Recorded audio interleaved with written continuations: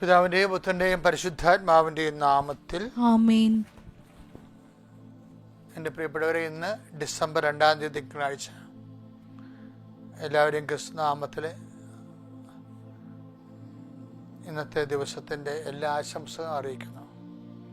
ഇത് പ്രാർത്ഥിക്കുക. അമ്മേ പരിശുദ്ധ അമ്മേ, അമ്മേ പരിശുദ്ധമ്മേ, ദൈവമാതാവേ, അന്ന് അങ്ങ് കൃപാസനത്തിൽ പ്രത്യക്ഷപ്പെട്ട് വരാൻ പോകുന്ന മഹാദുരന്തത്തിൽ നിന്ന് രക്ഷപ്പെടാനും എല്ലാവർക്കും വേണ്ടി പ്രാർത്ഥിക്കുവാനും ആവശ്യപ്പെട്ടിട്ട് 20 വർഷം തികയുന്ന ഈ വേളയിൽ കൃപാസനത്തിലൂടെ ഞങ്ങൾക്കും ഈ ദേശത്തിനും അങ്ങ് മധ്യസ്ഥം തേടി തന്ന എല്ലാ അനുഗ്രഹങ്ങൾക്കും കൃപകൾക്കും ഞങ്ങളിപ്പോൾ ഹൃദയം നിറഞ്ഞ നന്ദി പറയുന്നു. അമ്മേ പരിശുദ്ധ അമ്മേ, ജപമാല മാതാവേ, സകല കൃപാസനം പ്രാർത്ഥനയോടും ചേർത്ത് ഞങ്ങളിപ്പോൾ പ്രാർത്ഥിക്കുന്ന ഈ കുടുംബത്തിന്റെ പ്രത്യേക നിയോഗം ഓർക്കുക. മക്കളെ, പ്രിയപ്പെട്ടവരെ, ഇന്നത്തെ നിയോഗമാണ് ഓർക്കട്ടെ.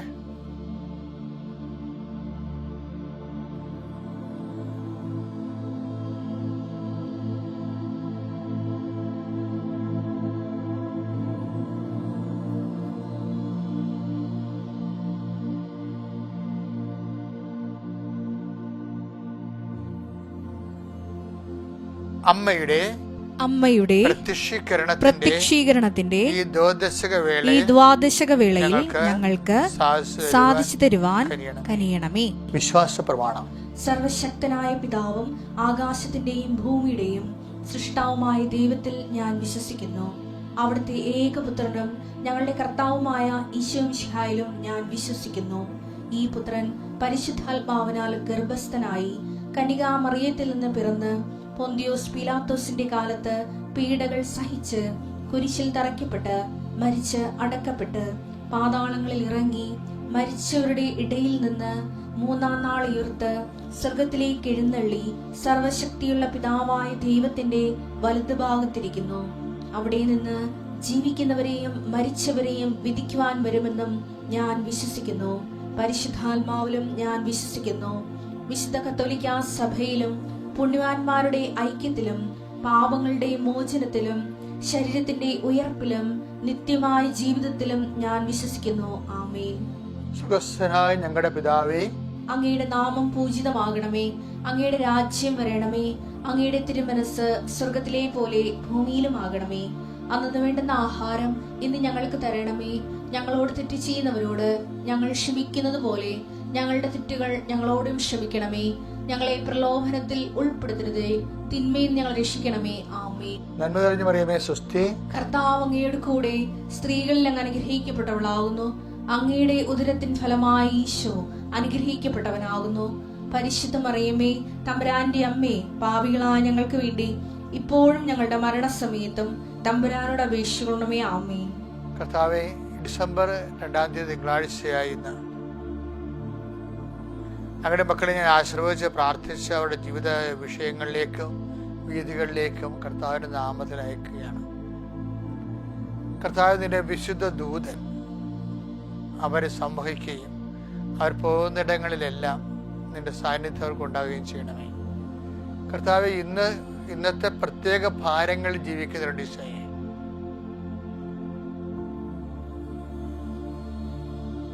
ആര് ഞങ്ങളെ സഹായിക്കുമെന്ന് ഓർത്ത് ഓരോ സ്ഥലങ്ങളിലേക്കും പോകുമ്പോൾ അവിടെ ആരാണ് നമ്മളെ സഹായിക്കണത്, ഈ യാത്ര സഫലമാകുമോ എന്ന് വിചാരിക്കുക. യാത്രയെക്കുറിച്ച് ചിന്തിക്കുന്നവരുടെ ഈശോയെ, നാട്ടിൽ തന്നെ നിൽക്കുന്നവർ കർത്താവെ, അവർക്ക് അഭിമുഖീകരിക്കേണ്ടി വരുന്ന വിവിധ വിഷയങ്ങളുണ്ട് ഈശോയെ. ഒരു കുടുംബത്തിൽ നിന്ന് കർത്താവെ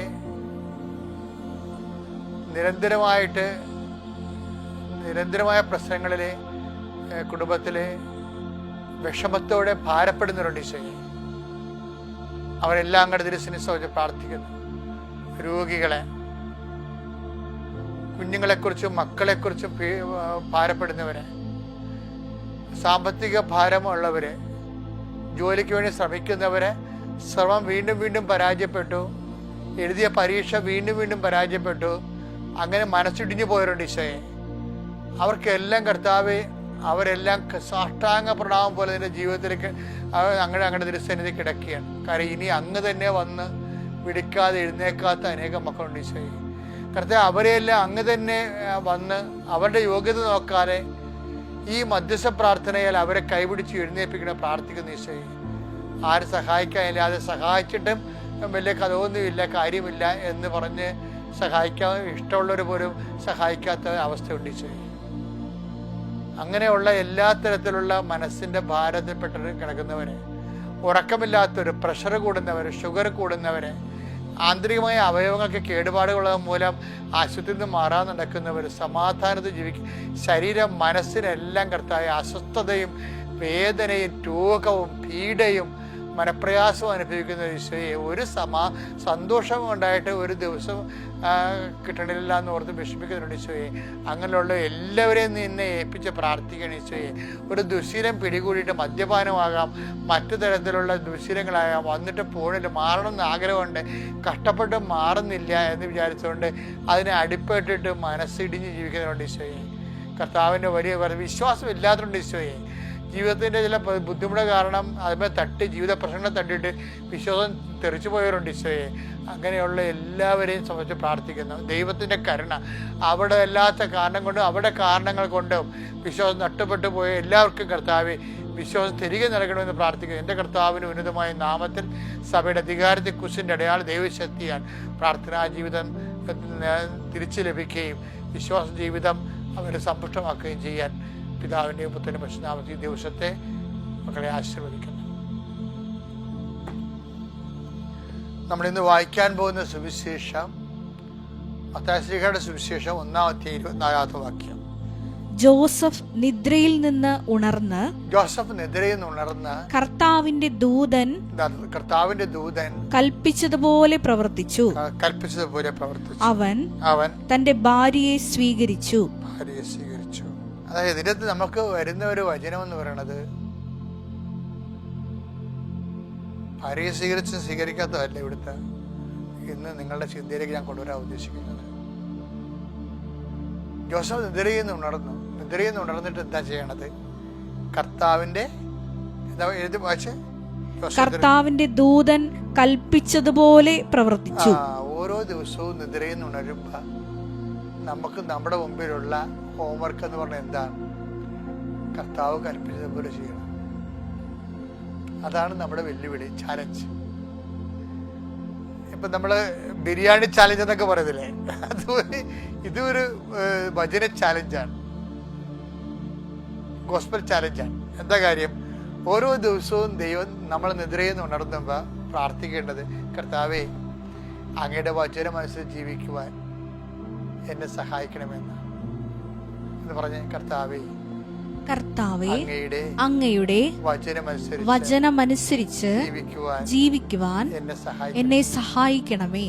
കാര്യം തന്നെ പണ്ടൊക്കെ നമുക്ക് ഈ പാരമ്പര്യം ഉണ്ടായിരുന്നു. രാവിലെ എഴുന്നേൽക്കുമ്പോൾ തന്നെ ഞങ്ങളുടെ വീട്ടിലാണെങ്കിൽ ഞങ്ങളുടെ വീട്ടിൽ വെളുപ്പിന് പ്രാർത്ഥന ചെയ്തെങ്കിലും എൻ്റെ അപ്പൻ്റെ പെങ്ങന്മാരുടെ വീട്ടില് ആൻറ്റിമാരുടെ വീട് അടുത്താണ്, ചിറ്റന്മാരുടെ വീട് അടുത്താണ്, അരികിലാണ്. അവർ വെളുപ്പിന് എന്നിട്ട് അമ്മയുടെ കൂടെ പ്രാർത്ഥിക്കും.